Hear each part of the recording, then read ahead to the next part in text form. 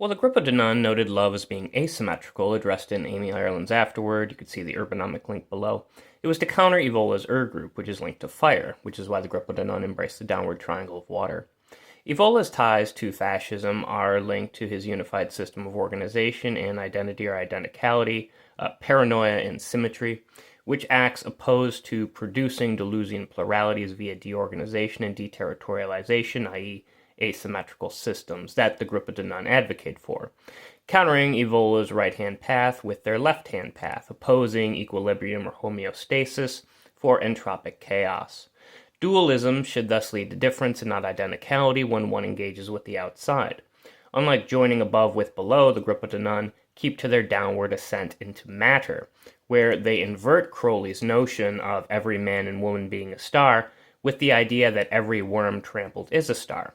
Their philosophy is an inverted form of the philosopher's stone, based on the black and alchemical sun, as noted by Bataille, acting counter and in opposition to the love noted in Thelema. The keter is removed in Land's numogram, reducing 10 to 9 so as to produce an Asymmetrical-like system based on both Bataille and the rhizome of Deleuze. Nonetheless, Crowley believed in spiritual union via sex magic so as to obtain higher states of consciousness, which Land would despise since it means one is first able to know, acting counter to the noumenal will. Hence why I link him to a unified perspective, i.e. a symmetrical one, in our last video linked to Steiner's higher consciousness. As Crowley stated himself, "For I am divided for love's sake, for the chance of union." Errato, comatose lucidity leads to us gaining our guardian angel, which helps us overcome the abyss of Choronzon, being reborn via the Night of Pan, where 210, all equals 1 equals none, reigns supreme.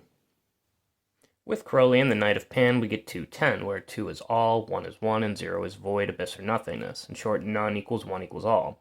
In Thelema, one needs to get into contact with their guardian angel via the bornless ritual, so as to pass through the abyss of Choronzon, experiencing ego death in order to be reborn via Babble On, tied to the Holy Grail in Parzival, as we discussed with Frater Achad. We compared this to the Taijitu model, where the Wuji, nothingness, or infinite virtual potential, creates the duality of yin-yang, which via Chinese alchemy of the 5 elements creates, of course, the 10,000 things, which represent all material things in existence. In a way, this also mirrors many Christian aspects of creating from nothing or creation ex nihilo. However, when looking to accelerationist thought in thinkers like Land, and again as addressed by Amy in her Afterword for the Gruppo de Nun's Revolutionary Demonology, speaking about the asymmetrical aspects of love, unity or wholeness or oneness, which was a key component in the Hermetic tradition, is seen as nothing more than an organized and therefore fascist system, which the Gruppo de Nun correlates to Julius Evola and his fascist inclinations. While Deleuze and Guattari noted the importance of deterritorialization and reterritorialization, Land's model is deterritorialization heavy, based on Deleuze's death drive, which equals 0. Thus, while Land's nihil god of 0 fits in with equating none to all of these endless pluralities and multiplicities, it forsakes the one completely. Because of this, Malkuth below is not able to be unified with Keter above. Land, we must remember, is a materialistic thinker, where all is rooted in physical matter. As such, all is confined to the realm of Malkuth in this sense. Akin to Asymmetrical or Land's numogram model, Keter, or the head, is of course severed, turning the 10 Sephiroth spheres into 9. Because of this, all keeps confined to the Negredo stage of putrefaction in the alchemic process, tied to the black sun, which we correlated to Bataille's own thinking and his work The Solar Anus, where solar references the sun while anus represents blackness and waste, which is produced via the excess of the sun as noted in the accursed share. Confined to the Negredo stage in alchemy, both the albedo and rubedo, the path to Cinnabar itself, is lost, unable to be obtained. Kepticant's noumenon self-realization proves impossible since reality cannot be expressed via reason. Asymmetrical is interesting in a thelemic sense, as the bornless one is a headless deity, adopted from the bornless ritual of the Greco-Egyptian magical papyri. As we've already noted, how the bornless ritual is used to get into contact with one's guardian angel, tied to the astral body or Ogoides, and the soul or egg, again, which we connected to the body without organs. So while there are similarities between Crowley and Land and Bataille, the difference comes in terms of what the will is. Crowley believed in self-actualization of one's individual will, while to Land, this would be impossible since the will is taken over to Kant's noumenal realm. As a fun little tangential side note, we can also compare the occult to the Ashura Varbhanu, who is connected to the eclipse in occultation. He is linked to Rahu and Ketu, which are his opposite halves, where his head is Rahu and his headless body is Ketu. They also tie into the Navagraha, the 9 deities or planets in Hinduism, where Rahu is tied to Uranus, linked to the god of the sky or heavens in Greek mythology, while Ketu ties to Neptune or Poseidon. So we get this plan above and below, where the heavens are above and the underwater abyss is below. But this is further fitting for land, since, remember, Murmur is the great sea beast. And the Gruppo de Nun, due to their obsession with water, they are named after the Egyptian god Nun, who is the god of the watery abyss of chaos, right, as a means to counter Evola's fire. So some people would say, perhaps accelerationists just can't appreciate traditional yoga practices where yoga means to yoke or to join, tied to the unification of opposites. Remember, where Atman, the self or soul, is unified with Brahman, the ultimate reality, leading to enlightenment. Yoga also focuses, of course, on breathing techniques, and we must remember how pneuma, or breath, is tied to our soul or spirit, and thus the words we make linked to the logo. So, with accelerationists being anti-semantics and anti-unification due to their dislike for, of course, identity, one would assume that yoga doesn't really fit in with their philosophy. However, since so much of Land's philosophy is based on Bataille, one needs to consider Bataille's own ties to yoga. So as noted by Boone, Kasdan, and Morton in their book Nothing, 3 Inquiries in Buddhism, Bataille became influenced by Buddhism after his journal Asymmetrical fell apart and after Colette Pignot, his lover, died. So in Bataille's work on Nietzsche, Bataille mentions yoga in relation to Zen and meditative practices in his chapter Inner Experience and Zen, where Zen leads, of course, remember, to Satori or illumination. So Zen and yoga are linked to deep meditation via the Sanskrit word dhyana.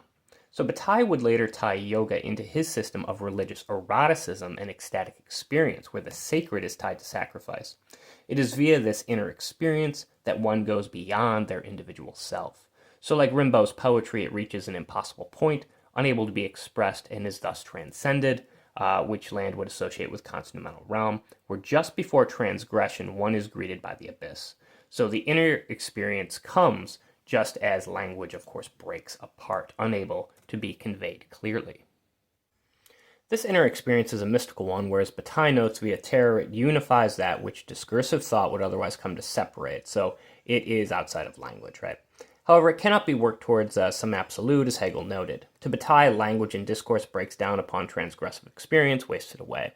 But one should not suppress this sense of destruction. After all, to suppress the sacrifice of Christ would be to suppress the sacred and deny the miracle of rebirth, similar to how Prometheus must remain bound, as Gabriel Catren noted, where we balance between finite and infinite. So Marcel Eliade noted how the sacred was tied to a transcendent reality that emerged to us via shamanic experiences, via hierophanies, that manifested for religious men entering into our profane world. So experience is thus akin to a deepening wound, like the Passion of Christ, where via sacrifice and suffering we approach the sacred, tied to, of course, the Gruppo de Nun, to certain masochistic tendencies, which are traditionally associated with the feminine, and thus antithetical to Evola's system of domination and control.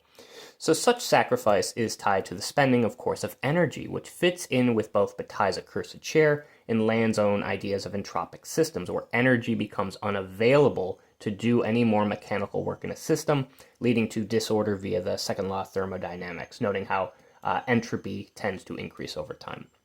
So Land would, of course, associate this entropy with deterritorialization, while Bataille would associate this useless expenditure with his anti-utilitarian outlook, focused, of course, on ruin. Thus, we are living in the age of Kali, connected to the end of time, or perhaps the end times, filled with death and destruction. So, like Evola's notion of riding the tiger, many seek to surf the age of the Kali Yuga. But again, Evola has no place, it seems, in this system of asymmetrical love. The tiger we are riding atop will never cease, it seems, or rather, it takes on the form of a mechanical tiger, a techno-capital tiger. And as we ride upon it, allowing it to accelerate onward, we humans wither away atop such a tiger, expiring before the tiger's ride ever comes to an end. So to Bataille, finite man struggles between 1, his own identity or autonomy, and 2, embracing the infinite, where his identity is lost, turned to nothing.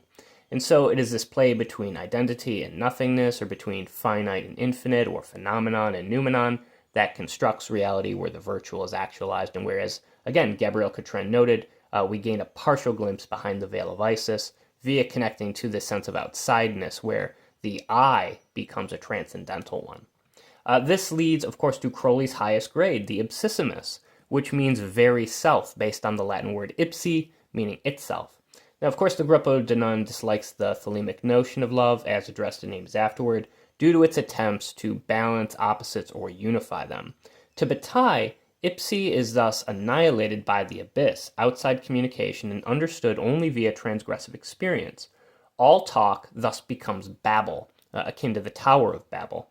While Bataille talks of yoga or meditation, it is one that Bataille attempts to strip, as Boone and Kasdan and Morton note, of any tradition, just as Agrippa de Nun did with Evola's traditional ideas. In short, the knowledge we have on systems like yoga, which teaches one to go beyond knowledge and transcend, is that they cannot be understood. One can only transcend via experience itself. So it's similar to the notion of how, while knowledge can be taught, wisdom can only be obtained via experience.